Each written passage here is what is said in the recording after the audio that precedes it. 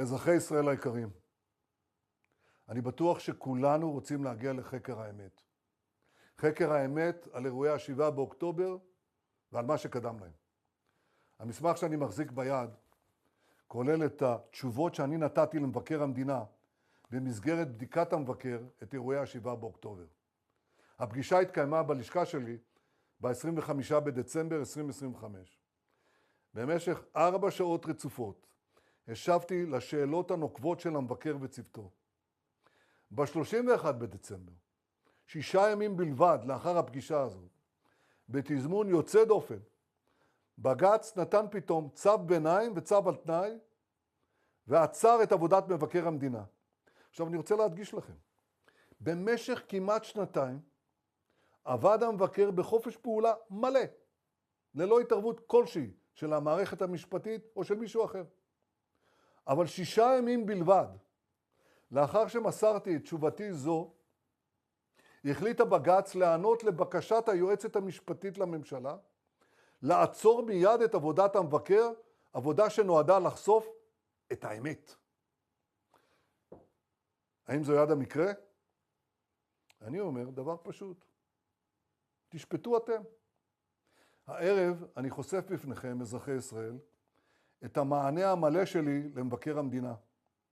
חלק מהקטעים הרגישים מבחינה ביטחונית הושחרו, והגורמים המורשים יוכלו לעיין בהם, ובכל הקלסרים של המסמכים שאני מעביר לוועדת המשנה למודיעין בכנסת. ואני חייב להגיד לכם, אפרופו הכנסת, כשהצגתי היום את עיקרי הדברים בוועדת חוץ וביטחון של הכנסת וגם בקבינט, הייתה תדהמה אצל רבים, כי הם נחשפו לאין ספור דברים שהם הפוכים לגמרי, אבל לגמרי, מהדברים שהם שמעו בתקשורת בשנתיים האחרונות. המסמך הזה כולל תמלילים של דיונים ביטחוניים ומסמכים רבים לאורך 12 שנים, מאז מבצע צוק איתן ועד הבוקר של ה-7 באוקטובר. המבקר גם שאל אותי ועניתי לו. התייחסתי גם להתנהלות שלי, להחלטות שקיבלתי ולהתנהלות שלי באותו יום, ה-7 באוקטובר. עכשיו דבר נוסף. אלמלא התערבות בג"ץ שעצרה את בדיקת המבקר, כל בעלי התפקידים לשעבר, כל השעברים, היו מקבלים נגישות מלאה לכל החומרים והמסמכים שבידי המבקר, וכך הם היו יכולים להתייחס לכל הדברים שאני מציג במסמך הזה. אדרבה, אני רוצה שהם יתייחסו לדברים.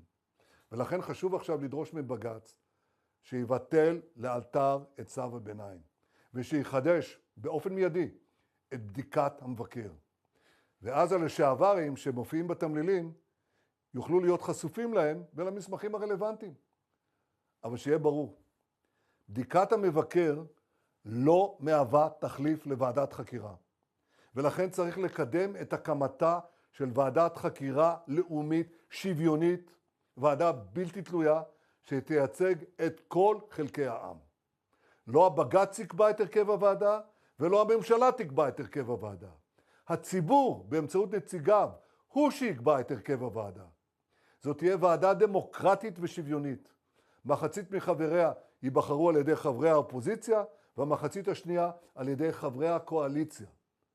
אי אפשר לטייח, אי אפשר להסתיר, כולם צריכים להשיב על הכל. בדיוק כך נהגו בארצות הברית אחרי האסון ה-11 בספטמבר, בדיוק כך אנחנו חייבים לנהוג אחרי האסון ה-7 באוקטובר. ובוועדה הדמוקרטית והשוויונית שאנחנו מציעים, כל אחד יוכל לשאול כל שאלה מכל בעל תפקיד ולהציג בפניו כל מסמך. ואני אהיה הראשון שיתייצב בפני חברי הוועדה ואני אשיב על הכל. ידידיי, יקיריי, אזרחי ישראל, רק כך נוכל להבטיח שכל המידע יהיה חשוף בפני הציבור כולו. רק כך נוכל להגיע לחקר האמת, ורק כך נוכל לעבור לשלב של הריפוי והשיקום שכולנו מייחלים לו.